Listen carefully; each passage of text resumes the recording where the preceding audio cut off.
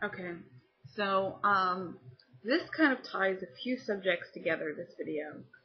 First of all, I did a video a while back called pagans and anti-feminism, and I wanted to address Christianity and anti-feminism, and also address some, kind of my last video where I talked about how pagans have healthier attitudes towards sex than Christians do. It's also kind of a video response to Prince Christopher, who did a video back in February that said, if anybody knows why it is that our society has such hang-ups about sex, let me know. So here's my theory, and it starts with anti-feminism within Christianity. So in the Midrashic texts of Jewish folklore, that which the Old Testament is based on, there are mentions of a goddess / demon from Babylonian mythology called Lilith. I know I'm probably going to get some flack from some Christians that's saying, that a goddess from another religion is in the Bible, but she very much, she influenced the creation story. So, basically, Lilith, who's mentioned in the Midrashic texts, was basically the first wife of Adam. You know how there's two kind of mentions of the creation of woman in the Old Testament, and people can't quite figure out why. Well, my theory is that the first mention of woman is Lilith, and Lilith was kicked out of Eden. She was thrown out and, lost her place as Adam's wife because she would like to be sexually dominant. That's right, boys. She wanted to be on top. So because she wanted to be on top and she didn't play by the rules, Lilith was kicked out. So it's just the beginning of a long history of anti-feminism and anti-sexual attitudes in the Bible. Now, besides that, many of the main women in the Bible are considered prostitutes. That is, women who sell their bodies for sex, and therefore are considered to be, symbols not only of, disease and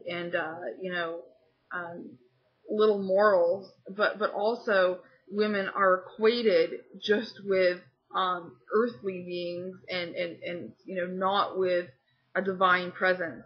So they're kind of put in two different ways below men, and the way that they're portrayed like that is through sex, through their bodies. So once again, right there, the perpetuation of that in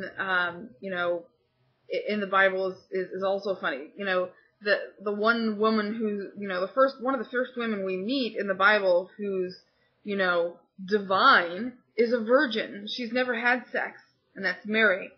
So, depending on what denomination you belong to, some people believe that she never had sex.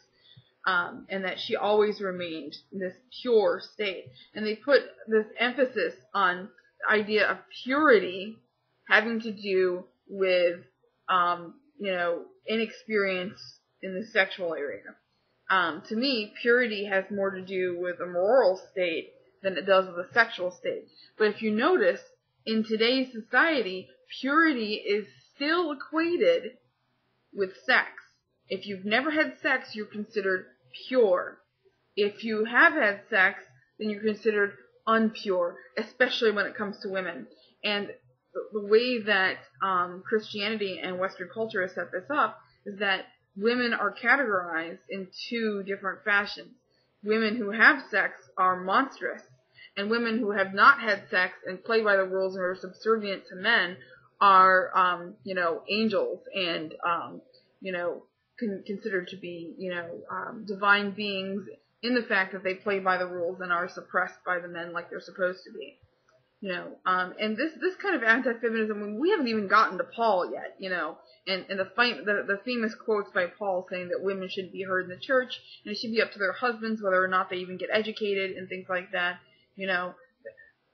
It's obvious that all through the Bible this happens, but just dwelling on the sexual aspect alone, we can see that the idea of making sex dirty has a lot to do with the suppression of the feminine gender.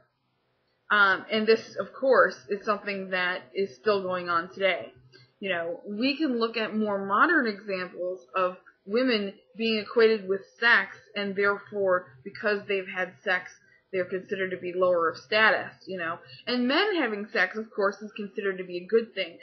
Men who have sex are considered to be virile and powerful because they are dominating women like they should be.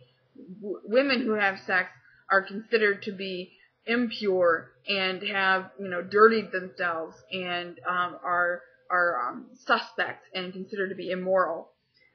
If you look at Georgia O'Keeffe, for example, who, of course, was married to the famous photographer Alfred Stieglitz. Stieglitz took a bunch of pictures of her that were considered to be, by some, almost pornography, but really they were just her in the nude, and they were very classily done. We're not talking Hustler here, but she had nude pictures of her taken before she really had many paintings that, or any, art of her own become very famous. And then when her own, her flower paintings came out, people assumed that these flower blossoms that she was painting were, vaginal. We'll put it that way. That they had to do with a woman's reproductive organs. And the reason that was is because there was these pictures of her that were, sexual in nature that brought up before. So then, of course, they equate everything else she does with sex. Even things like when she was in New York taking pictures of buildings, people say, she's taking pictures of phalluses. And, she's, not taking pictures, she's painting, the phallus, This is her doing the opposite of the flower, and everything still was equated down to sex. So, in this kind of attitude of equating a woman with her, only with her sexual nature is how women are oppressed in today's society, and is directly tied to the Bible. So, it's quite interesting, and I think that, it explains a lot about why it is that, first of all, so many women in particular are coming to religions like Wicca, which allow them to be, sexually equal, if not dominant.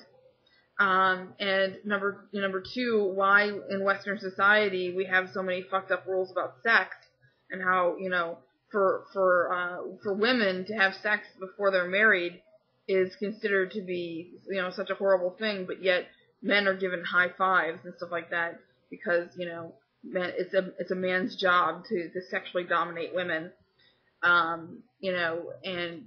That these rules in society still, are brought forth today.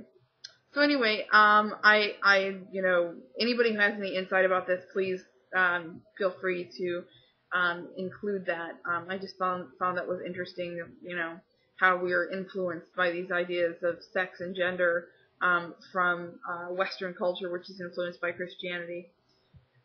Incidentally, if you're trying to free yourself from these ideas that were brought forth by, Western culture in the Bible, it's easy to do so. You just have to realize that women are just as able and, capable of having good, pleasurable sex lives inside or outside of marriage as men are. And that women also can be sexually dominant. The idea of a woman being sexually dominant is one of the most taboo things in our society, which is why, in some Christian traditions, they've got what they call the missionary position, which is the one position where it's okay to have sex. And of course, the man is on top. Because, even though the whole idea about sex within Christianity is be fruitful and multiply, and if you talk to a fertility expert, they'll tell you that it's just as easy, if not easier, to get pregnant when a woman's on top. Even though that is a dominant position for a woman, which would be, taboo to a Christian. So, I personally like being on top. So, if you like being on top, What are you doing being Christian?